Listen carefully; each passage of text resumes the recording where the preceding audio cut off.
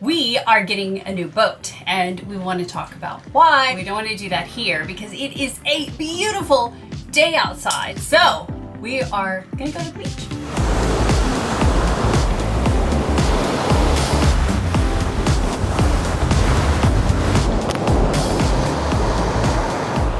Thank you. We need to get like those little laughs so we look a little bit better here. Okay, how weird and awkward is that? It's not awkward. No. It's totally natural. It's so that you can hear us and we're not overwhelmed by the ocean. beach. Or the seagull that's standing there looking at us. And walking. Not a bad spot, right? So, about the new boat, well, it's not just about us getting a new boat. It's about an opportunity that we feel that we have to support the technology and the innovation that we want to see exist in the sailing world. Like, this isn't something new or spur of the moment. It's actually something we've been seeking out for a while, and it's what took us to the Miami Boat Show in 2019 because we had been talking to a lot of different manufacturers, and then we went to South Africa to visit several boat manufacturers there. Look, there are loads of really great sailboats out there. We just hadn't found our perfect dream boat. The caveat is there's no such thing as a dream boat, a perfect boat. There's always a dream boat. There's no such thing as a perfect boat. Everyone will tell you that. And my needs and my wants are going to be completely different than your needs. It's just no one size fits all. It's not like a ball cap. Even those are silly. Those don't even work. If it fits me, it's not going to fit her. No, you have a huge head. That's gonna open up a whole can of worms. Damn straight I do. No such thing as one size fits all because humans are all different. So our needs and wants are different. And our vessel is our home, it's our office, it's our way we travel about the world. It's our base camp for adventure, so it fills so many things. Is that so? I'm trying to shave. And over the years, our mantra has become self-reliance plus sustainability equals freedom. And self-reliance as a sailor is pretty easy to wrap our heads around because really that just means we want to rely on our own resources and not need or greatly limit and reduce how much we need a marina or a fuel dock or kind of land-based resources. And sustainability is more long-term, it's more big picture, it's what we do today and how it affects tomorrow and next week, next month, next year, next decade, and so on. It's the recognition that we're all a part of a living system and everything that we do affects everything around us. Almost like the mushrooms, the mycelium. How it all talks and it's all connected. It's all connected. We're all connected. We're all connected. Not a bad analogy. Yeah. So what does our dream boat look like? A catamaran. It's always going to be a catamaran. At least for now, that's the way we feel. We're not going to lose a hole, and we don't have any desire to gain a hole. We're happy with two. And around that 45-foot-ish range, technically a 40-foot could be okay, but from what we've found, they hobby horse a little too much. Yeah, and if you start getting too close to 50, it just becomes a lot of boat for just the two of us. Working people. Yeah, to manage. It may slice through the water. It may be a hair faster because of that water line, but that's a lot of boat. We've just been so happy with the size of our boat, and we don't feel that we need any more space, and we certainly don't need more to maintain. It's kind of like that Goldilocks thing, the Three Bears thing. You go too small, it's not a good thing. You go too big, it's not a good thing. And we came up with the top 10 of what our checklist was. It really it starts with the big 5 because resources, that's the big one, right? And then trickles down from there. So here we go. So number 1, helicopter. Pause. I guess this is a good test for the microphones, right? That's like a military helicopter. Yeah. Oh, hopefully that's not Coast Guard. Bad Coast Guard kind of thing. So number 1, hybrid electric propulsion because we want to limit our need for fossil fuels and stay away from the fuel docks. Number 2 is performance. We want a performance boat, but not because we want to go racing. It is for so many other reasons. It's because of how efficient it moves through the water. The more efficiency, the less batteries we have to have, the less fuel it takes to move it through. The more range that we'll get out of our electric propulsion and our batteries. The less sail we have to put up to move through. Yeah, the less sail we need up in rough seas, which means we're gonna have a smoother ride, but we're still gonna be making really good headway. We can choose light wind days, sail in 10 knots of wind, where the seas are perfect and glassy and lovely. Definitely looking forward to that. Look at how glassy that is. Sure, you get to pick better weather You windows. can get there earlier, you can enjoy more time at the destination. The list just goes on and on. Plus, it's fun.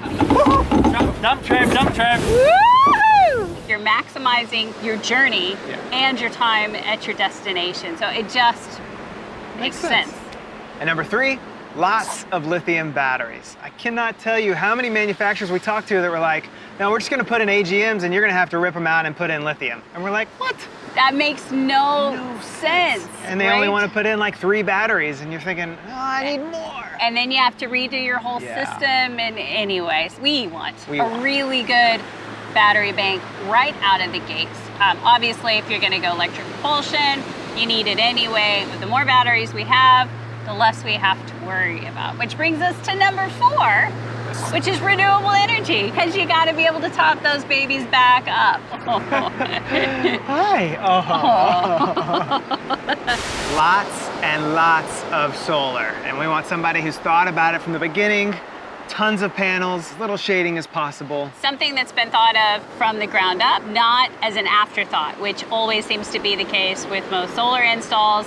It's an afterthought. Yeah. And then also hydro regeneration, that's a no-brainer. If we're having electric engines, then we'll have our props spinning while we're sailing to regenerate and pump a lot of power into the battery bank. And depending on if we can find a good spot for it, maybe wind. But we might not need it. Maybe.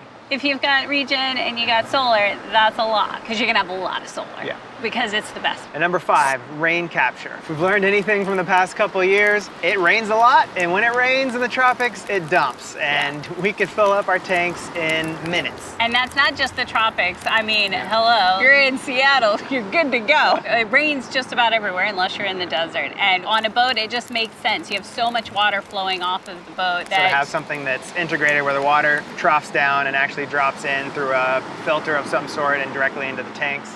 basically not our makeshift plastic buckets and not well thought out system that we've been using, but it worked and we still collected loads of water. And that was like our big wake up call, like, oh no, we need rain capture, because otherwise you're using electricity to turn seawater into drinkable water. Why not just take the nature's gift? Number 6 is an all electric galley. I have not had propane in years now, and I have no desire to go back to it. Hence why we need all of that lithium battery and that solar so that we can keep all of that running.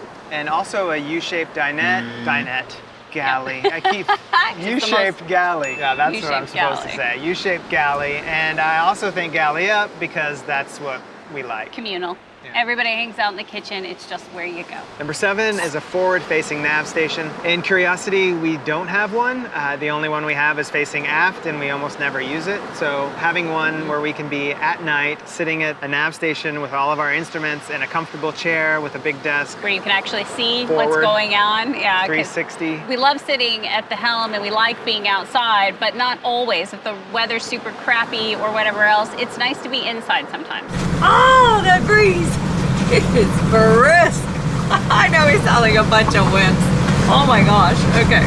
Number 8, a proper desk. There are so many working people, and even if not, like, say you're retired, lucky you. You paid your dues. You earned it. Yeah, that's right. You still have loads of bureaucracy, paperwork, customs, everything else to fill out. Well, hello, pups. Hi.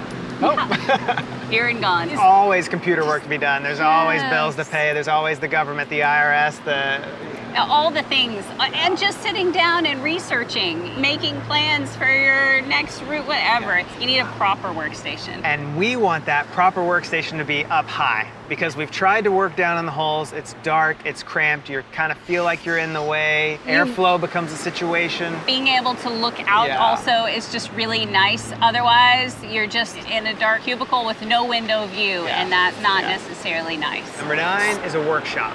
And for me, that's a place to store all of my tools, but also a place to store all of my camera gear, lighting, and all that kind of stuff. Somewhere neat to store it away and get easy access. Yeah, we have everything like fairly organized on our boat now, but the thing is there's always something to be fixed on a boat. I don't care, new, old, there's always going to be something. It's because it's a boat and you're dealing with nature. I want a bench so I can get all my tools out and lay them somewhere where they're not on the kitchen table or the galley table or The what is it cockpit called? table. The cockpit table, yeah. Any of it, like whatever. You end up Yeah. taking over an area. You know, you're always putting down tarps and blankets because you're trying to protect everything. It's nice to have a proper workspace because on a boat, you have to fix a lot of crap. Yeah, and I got a lot of cameras to charge too. And number 10 is comfort. And that is towards the bottom of the list because so many other things are more important. Yeah, are like more the make or break things. But comfort definitely makes the top 10. And when I'm talking comfort, I'm not talking about luxury. I'm talking about basic comforts, like proper protection from the elements, because even though, yes, we love nature, we love being in it, sometimes it's really great to get out of it because The sun is trying to kill you, people. skin cancer. It can be brutal. Yeah. So it is good to get out from it. So, you know, decent protection. That also means from whatever, it's nice to not get pelted in the face with rain all the time. Here goes the rain. Uh-oh. Woo! It's like air conditioning. Coming down in buckets. You don't want to wear your goggles for 8 hours straight because you need to be outside at the helm. You want to be able to have some protection. And also under comfort, we consider airflow. It's really important. We want big port lights, windows, hatches to get that breeze going through all the way back through the boat into the cockpit. So that way when you're lounging out on anchor, you can stay comfortable. And also rain or shine. Yes, very important because some boats have terrible airflow. Ours is actually really good. And that's, I think, been the really distinguishing things. When we go on a boat that doesn't have good airflow, It is wow, stifling. it is stifling. Especially even on like a cooler rainy day when it gets really muggy, the moisture really builds up. Sometimes you just want some basic comforts, and it's not that that's only allowed for people who live on land and have sticks and bricks, and they are the only people to get proper fans and aircon and heating. And You deserve it too. that's right. Like being on a sailboat, you're already uncomfortable plenty of times. It doesn't have to be in every single aspect of life. So you're allowed comforts. It doesn't make you an asshole. So yeah, don't judge me when I'm sitting inside with the AC on. That's right. We just recently installed a new AC and heat pump and dehumidifier on our boat, and that is for a reason. It's funny, in the sailing world, you can get judged. You're sailing, you don't need air conditioning. You're sailing, you don't need heat. You know, like sit suck in it your up. underwear and work at the desk for 10 hours and 100 degrees and 100% humidity. Not everybody sits in Do their we have underwear. B-roll for that? Do we have B-roll? No? No B-roll? Oh, okay. I like that you're like, everybody works in their underwear. So what else are you gonna wear? It's freaking hot. I mean, everybody mostly did work in their underwear through the pandemic, but I don't think that's the norm. And so we see this as an opportunity to create a conversation, to maybe hopefully create a little bit of buzz. There were so many times when we were talking, especially about our top 5 on our list with other manufacturers, and we were told electric propulsion will not work, hybrid will not work. We won't put in lithium. Nobody's gonna pay for lithium. They didn't want to alter the amount of solar that was going on. But whatever the case was, it was just a bunch of no's. We talk to so many of you all the time that all want exactly the same thing we want from our top 5 list at least, right? And that's kind of what this is all about for us. Finally, somebody had done something that just ticks all of our boxes plus extras, and that's what we're so excited about. So that's the big punch list and what we've been looking for more than 2 years, and until just recently, late last year, it didn't exist. And now, well, we found it. She found it. We have officially put down a deposit, but we have not signed like the official like last contract. And so we don't want to reveal until we've done that. And I'm not a superstitious person, but I just also don't want to count my chickens before they've hatched. Speaking of eggs, we are dropping a bunch of Easter eggs for our Patreons so they can start guessing on what our next vessel is. And of course, we'll announce it first there with our Patrons. As soon as we sign on that dotted line, boom. That's where it'll be. So consider joining us over there if you want the scoop first. Hopefully we'll have it all buttoned up soon and we can make the big reveal. And if this is all news to you and you had no idea, well then you obviously missed this video, so check that out because Curiosity is for sale, and if she's your dream boat, well then you'll find a link in the description box, yes, with all of the info. Thanks So, for joining us.